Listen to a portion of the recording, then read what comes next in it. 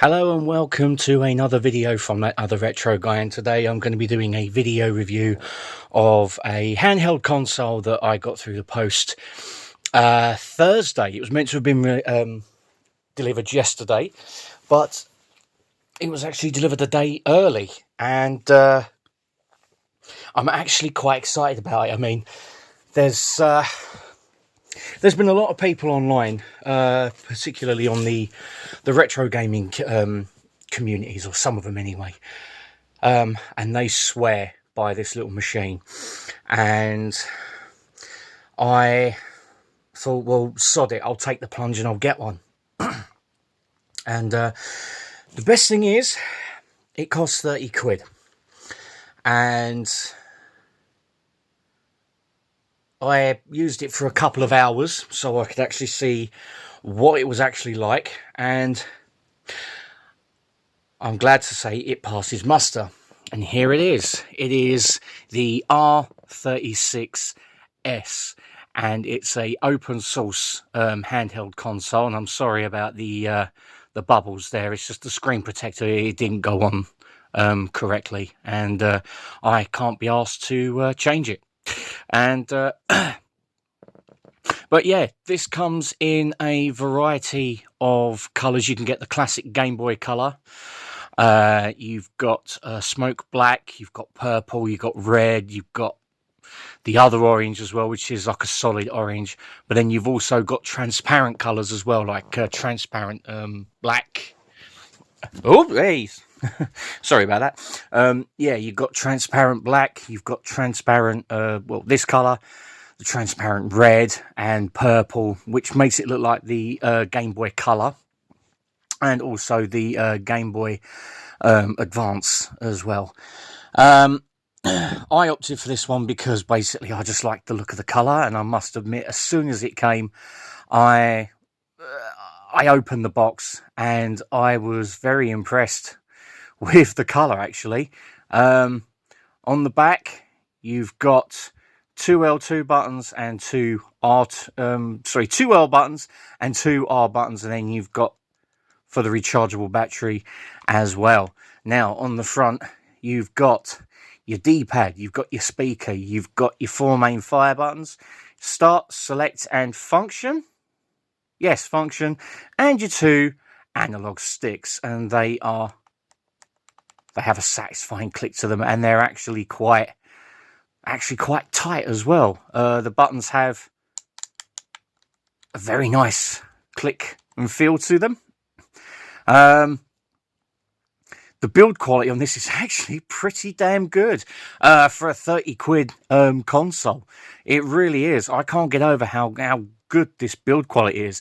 You've got two of these ports. You've got one for the operating system, which has already got a micro SD card in it, and then you've got another one over here for even more games. You've got your reset button, you've got your power button, and on this side you've got your volume buttons as well. Now, as I say, I did have a little tinker with this yesterday, and I found that one game wouldn't load, and that was Star Wars Arcade from '96, I do believe, and it was also on the 32X, which was a shame, as I love the Star Wars Arcade games. But yeah, I'll tell you what, let's turn this sucker on and let's get into it. Now, the screen is actually really bright, and the best thing is as well, you can change the colour of this as well, from red to blue, which is where it is at the moment, and green, which is really nice.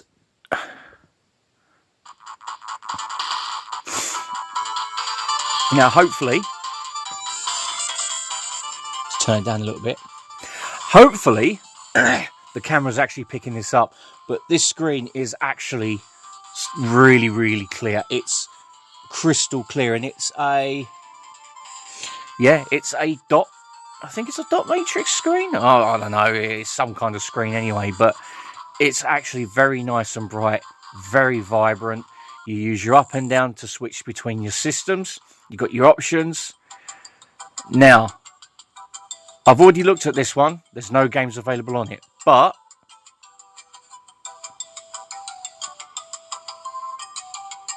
Who doesn't love the original music from the original Secret Monkey Island? Then you've got your Easy RPG. Don't know what the hell that is. PSP, PlayStation, Pocket, Color. Then you've got your Pocket, Neo Geo, Dreamcast. Now, I have tried the Dreamcast. I played Metropolis Street Racer, and it runs pretty damn good on this. It really, really does. I was quite impressed with it. I thought it would judder along, but no, it plays fine. Absolutely fine. Then you've got the Sega Genesis, Mega Drive, the Nintendo ones, PC Engine, the Naomi arcade boards, Capcom System 3, 2 and 1, and then finally back down to arcade. Now, you can probably hear on this that the speaker is a bit of a letdown. It does have a bit of a tinny sound to it, which is a shame. But for what I paid for it, I let that slide. I really do let that slide. I mean, as I say, overall the build quality is fantastic. I mean, on the bottom you've got charging, you've got your headphones socket, and then you've got on the go. So I suppose you can charge using a battery pack, but I don't know why you can't put it. I don't know. I've given up trying to do that. So what we'll do, we'll give it a little bit of a play test. We'll try arcade, and we will do. I'll tell you what. Oh, that's not what I wanted. There we go.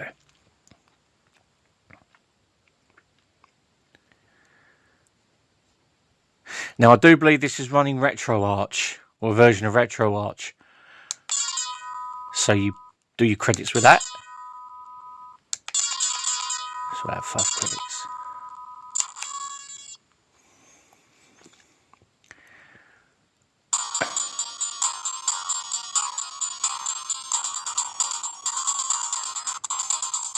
So you got.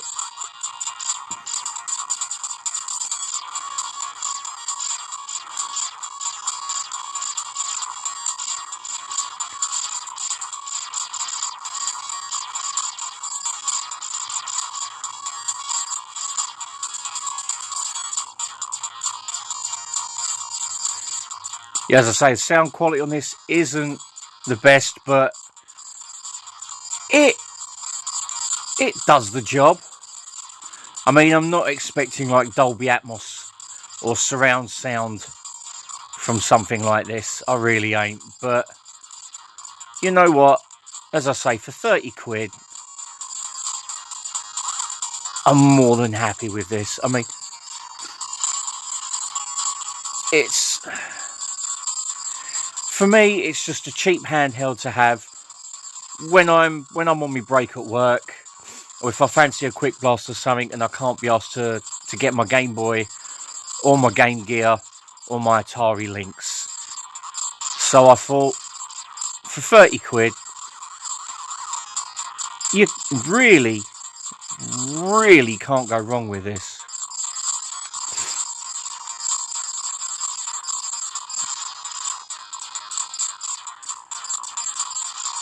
But yeah, it runs at a really nice speed. It really does run at a really, really nice speed.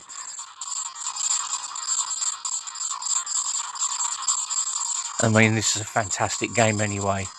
Whoops. I mean, I know the Mega Drive version, the music's a bit faster and I'm more used to it. So I've never actually played the arcade version, but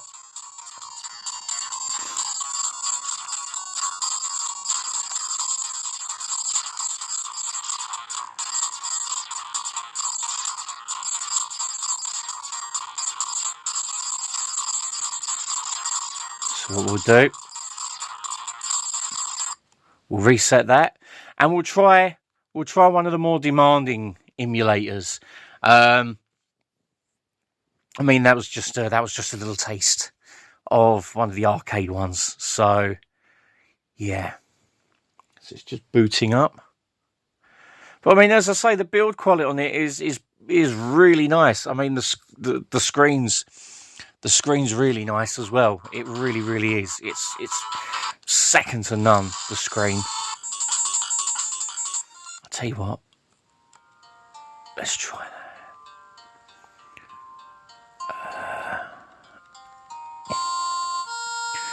Tell you what.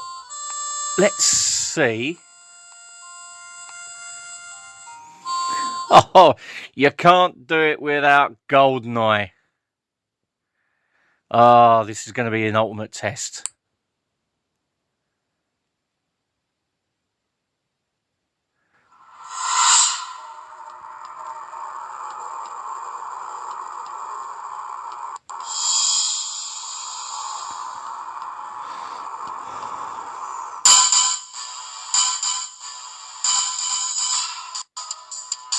Sounds nice on it.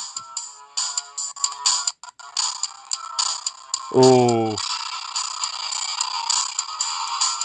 runs a bit slow when there's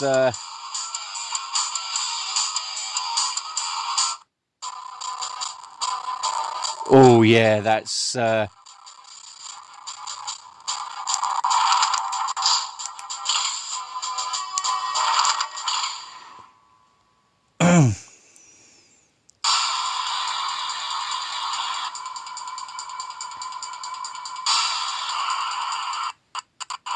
yeah, that's having a bit of trouble with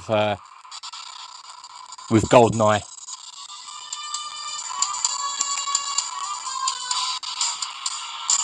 Yeah, some of the sky textures aren't really implemented.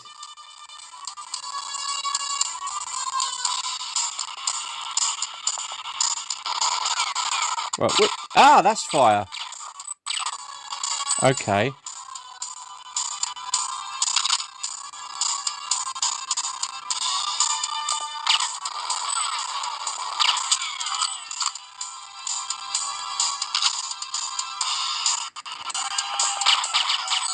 I think this is going to be one of those ones where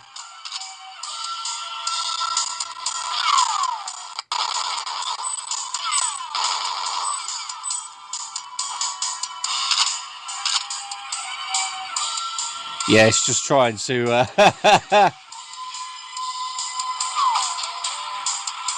I must admit, even though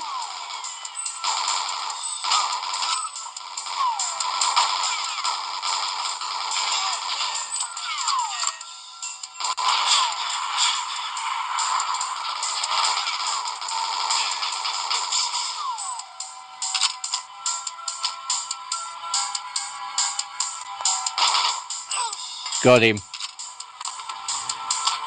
So that's what I mean. It does run, but the music kind of slows down a little bit.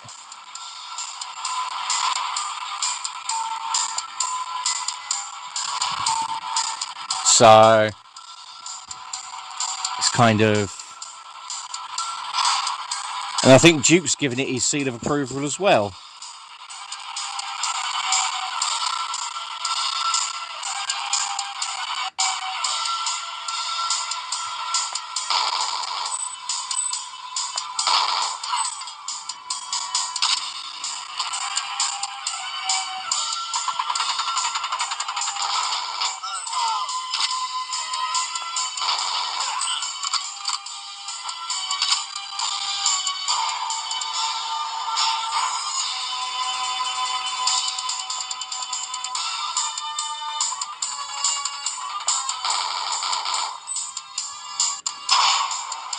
Yeah, see, it's not rendering the sky properly. I don't think it either can handle it, or the emulator's not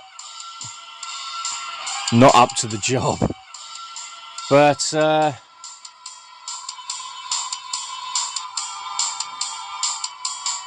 you know, I mean, it's saying that. There you go.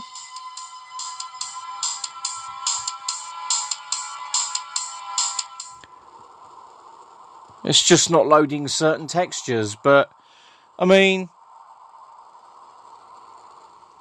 as I say, for 30 odd quid, I'm not really gonna grumble.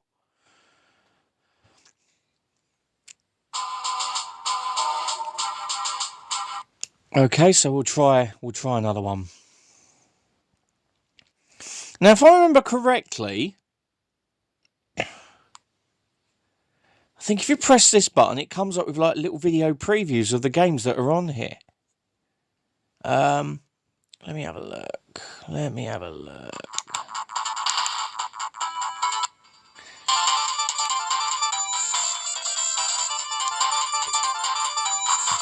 There you go, see? Little videos of what games are on there, which is pretty cool.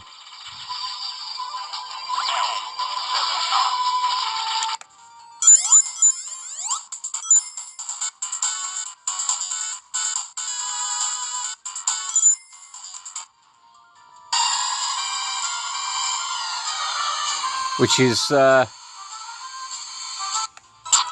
it's pretty cool.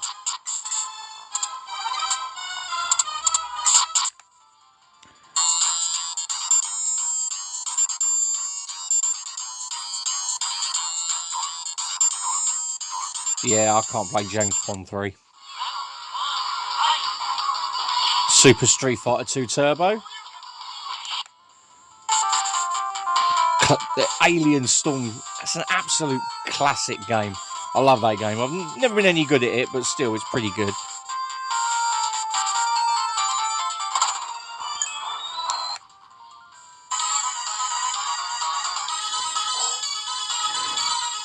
I mean, obviously, the cameras are really not picking it up, but the colours are actually really nice on it. Really nice and bold, and that's, again, that's due to the screen.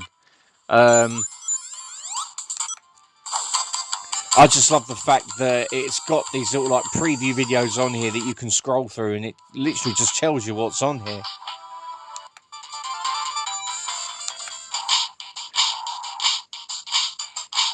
Which is pretty cool.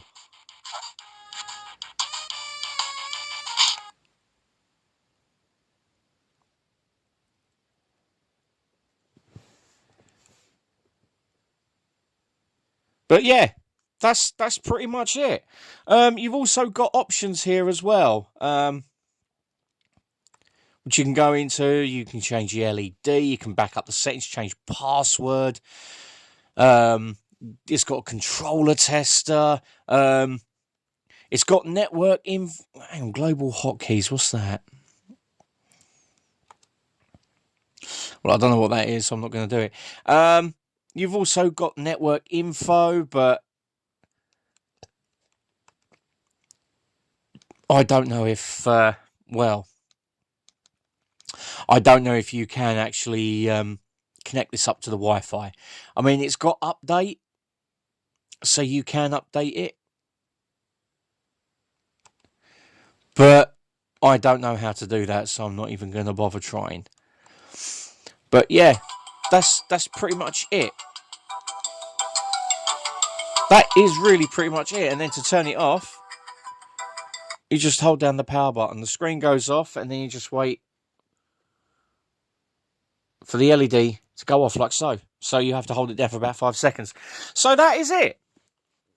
That is it. That is the R36S, bought for about 32 quid after tax.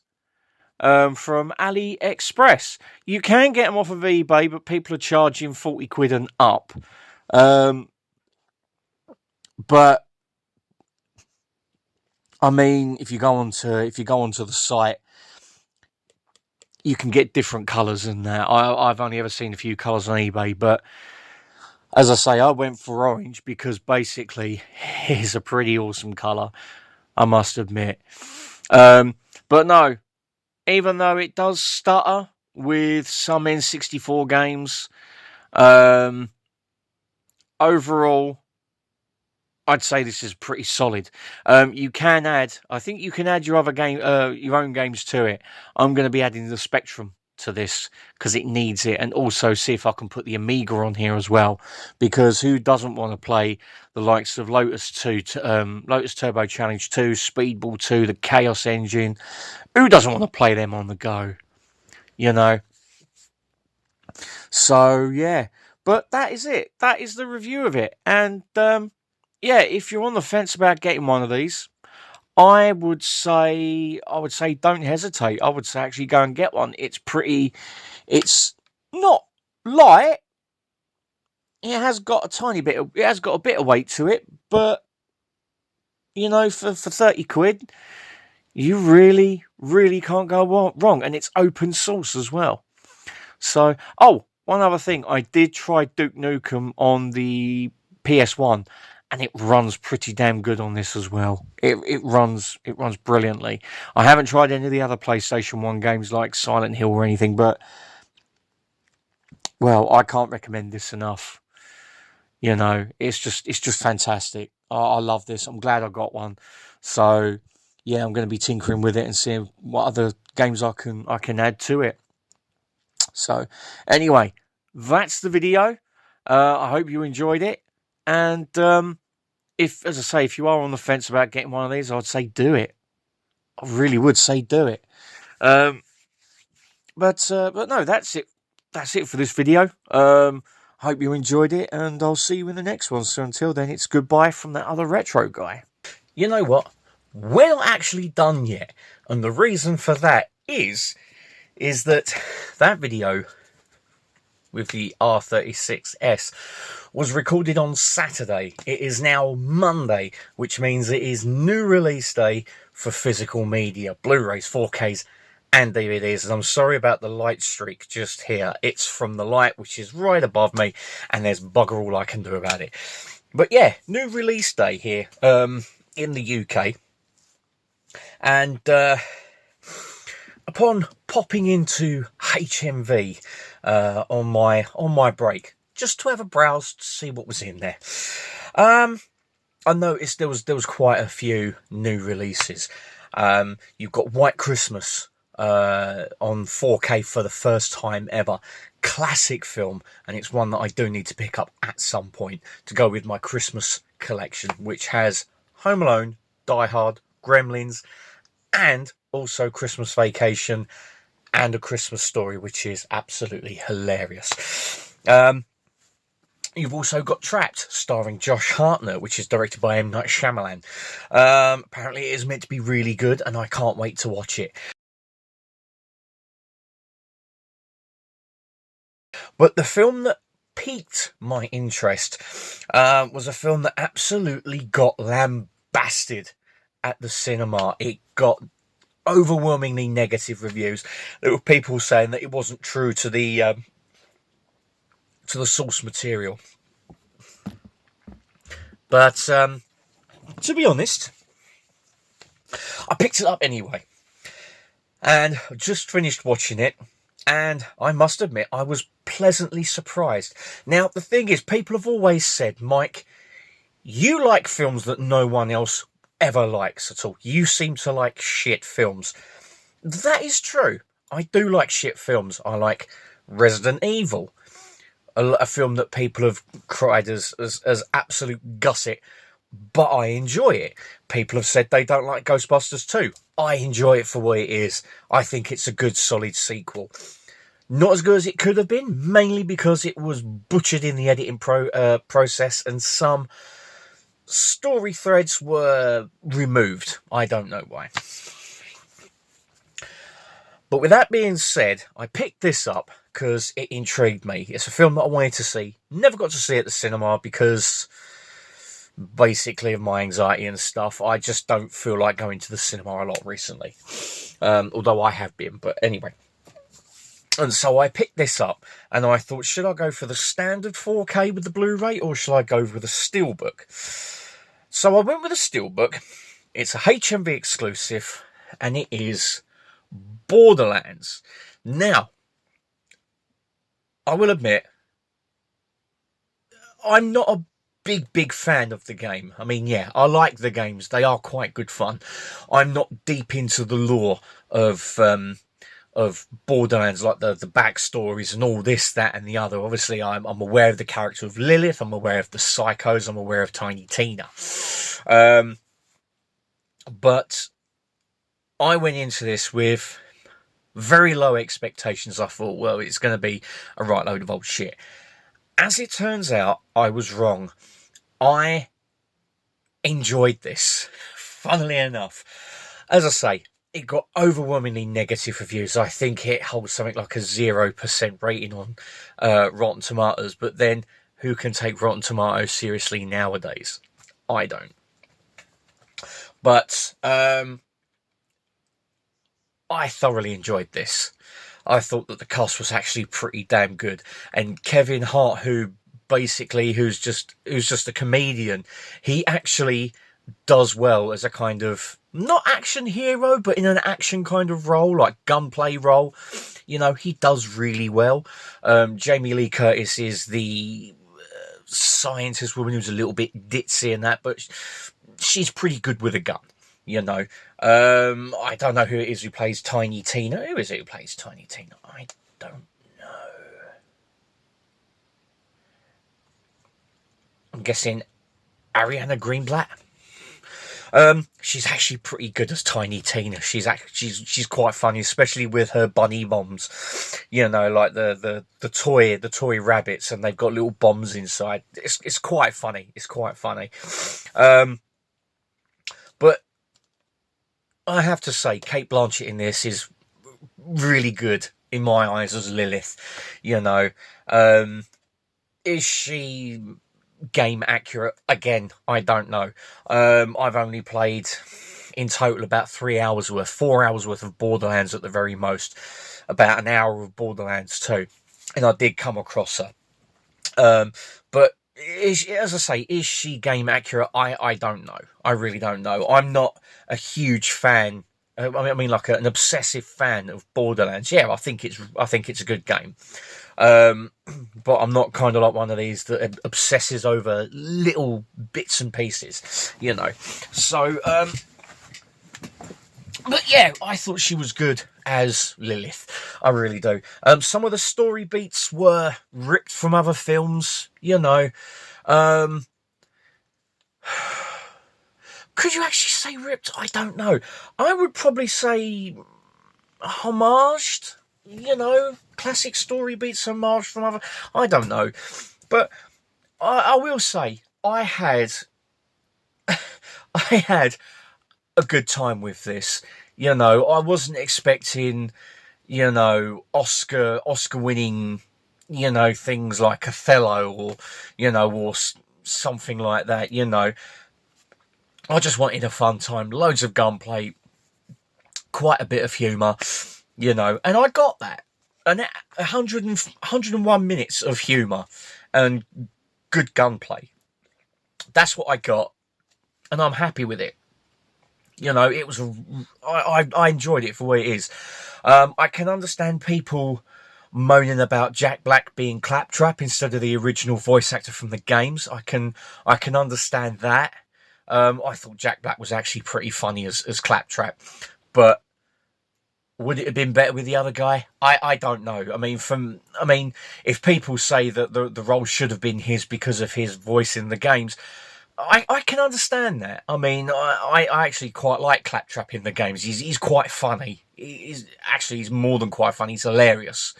You know, he's one of the best bits of the games, you know, and it comes through in this as well. As I say, I think Jack Black does a pretty good job. But, you know, would the other guy have done just as well? Possibly. I mean, if they do decide to do a sequel to this, and you know what, I hope they do, you know. Hopefully they'll bring him back, you know. But yeah, I had a fun time with this. I really enjoyed it, you know. It's that, and that's the old adage of, you know, what some people don't like, others will, you know. You know, if everyone's swayed by someone turning and saying, "Oh, that shit, don't watch it," you know, it's people basically being told, you know, you ain't gonna like it, don't watch it, it's a load of shit. Well, let people make up their own minds. If they want to watch it, fucking let them. You know, your own opinions make the world go around. You know, if everyone listened to everyone else like these so-called influencers, tossers, then everyone would dress the same. Everyone would watch the same stuff. And we'd have no individuality. You know? So, fuck it. I like this. I really enjoyed it. Is it, as I say, is it Oscar worthy? No. Is it a damn good time? Yes. Is it one that I will revisit?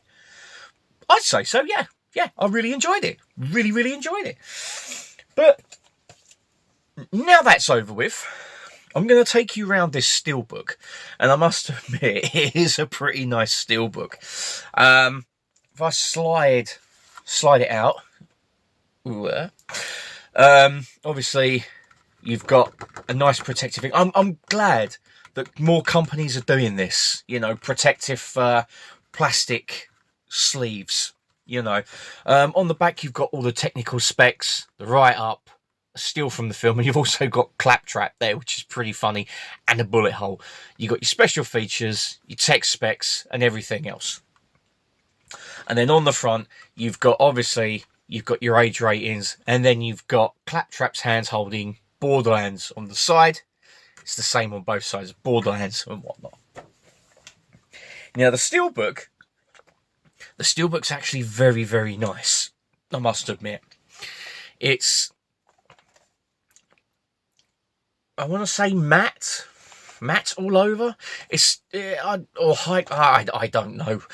I don't know. The only thing I know about is spot glossing, and that's about it. But there's a nice, I mean, it is nice. It is very nice, and again, it's in the style of claptrap. You've got the bullet holes there, and there's a nice bit of embossing, debossing, whatever the hell it is there for, obviously, for claptrap's lens and for like the grill there. That's actually pretty nice. Really, really nice. And then on the back, you've got basically where he ejects the bullets in one part, and it's like he's having a shit. It's pretty funny. It really is. More bullet holes and whatnot. And then on the side, you've got Borderlands. Now, if I open this bad boy up, you've obviously got your 4K disc. You've got your Blu-ray disc. And then on the inside, there's nothing really. It's just the Borderlands logo. And then there's nothing really on that side, just basically like etched, scratched metal. But yeah, that's how it opens up. So I'm going to pop the discs back in there. Pop the receipt back in there, because whenever I buy anything, I always keep the receipt inside, so it's with it. Slide that back in there. And that's it. That's the Steelbook. The picture is basically, well, you've got Dolby Vision and you've got Dolby Atmos. Obviously, being a film made, what, last year? Year before, maybe? Colours are really nice on it. Sounds pretty good as well. I mean, with the Dolby Atmos, and also with like the normal Dolby audio, which I think is... Nope, it's just Dolby Atmos. Spanish and French are in Dolby 5.1. And then you've got your audio description as well. But, yeah. That's Borderlands, really. An enjoyable little romp based on the 2K and Gearbox game. Quite a nice Steelbook as well. And one that, yeah, I will go back to. I thoroughly enjoyed this, and this will definitely go in my Games to Movies collection, along with Mortal Kombat and Street Fighter and Doom and Resident Evil and Super Mario Brothers and the Super Mario Brothers movie. There's probably more out there. Oh yeah, and I've got Alone in the Dark as well on DVD, which I've only watched about half of. And that was when it was on Sky years and years ago. And, yeah. Anyway. That's now it for the video. I hope you enjoyed it. You know, like, share, subscribe, whatever. And if you've used the R36S or if you've seen Borderlands, let me know in the comments below what you thought, and I'll be back soon with another video. So until then, this is goodbye from another retro guy. Take care.